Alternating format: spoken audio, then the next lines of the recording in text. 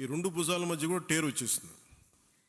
వాళ్ళు అడిగారు ఎట్లా క్యాల్సిఫికేషన్ కూడా వచ్చేసింది ఈ రెండు భుజాలు మన భుజాల్లో ఎట్లా వచ్చింది అని అడిగితే ఏం లేదు, నన్ను మా వాళ్ళు ప్రేమతో లాగేశారు అన్న అని చెప్పి ఒకళ్ళు ఇట్లా లాగుతారు అట్లా లాగుతారు.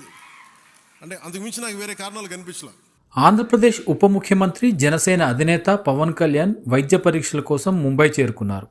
గత కొంతకాలంగా రెండు భుజాల నడుమ రొటేటర్ కాఫ్ గాయంతో కండరాల చీలికతో ఇబ్బంది పడుతున్న పవన్ కళ్యాణ్ ముంబైలోని ప్రముఖ కోకిలాబెన్ ధీరుభాయ్ అంబానీ ఆసుపత్రిలో వైద్యుల పర్యవేక్షణలో పరీక్షలు చేయించుకున్నారు.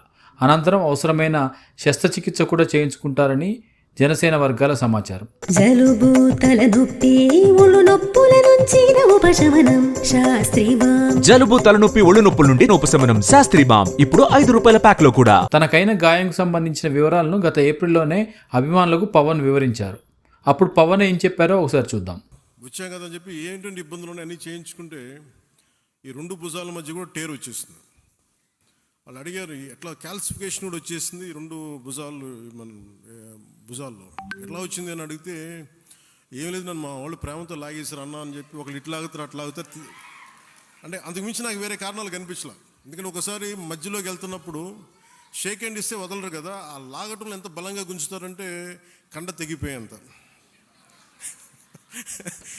కాదు మీరు ప్రేమగా కండ తెగొట్టిన పర్లేదు, ప్రేమతో తీసుకుంటాం. ఎందుకంటే హీలింగ్ కూడా మీరే చేస్తారు కాబట్టి. సో ఫర్దర్గా అన్నీ బాగానే ఉన్నాయి, కానీ అలాగే చాలా సందర్భాల్లో కొంచెం వేరంటేరు ఉంటుంది కదా ఇన్ని జీవితంతో బతికిన తర్వాత. ముంబై వెళ్లిన పవన్ వెంట ఆయన సతీమణి అన్నా కొనిదెల ఉన్నారు. గతంలో సినిమాల్లో చేసిన యాక్షన్ సన్నివేశాల కారణంగా ఏర్పడిన పాత గాయాలు పూర్తిగా నయం కాకపోవడంతో ఈ సమస్య మరింత తీవ్రమైనట్లు సమాచారం. ప్రస్తుతం వైద్య పరీక్షల అనంతరం శస్త్రచికిత్స అవసరమా లేదా అనే అంశంపైన వైద్యులు నిర్ణయం తీసుకునే అవకాశం ఉన్నట్టుగా తెలుస్తుంది. ఏది ఏమైనా పవన్కైన గాయం వెంటనే నయమయ్యి ఆయన పూర్తిగా కోలుకోవాలని ఆయన అభిమానులు ఆశిస్తున్నారు.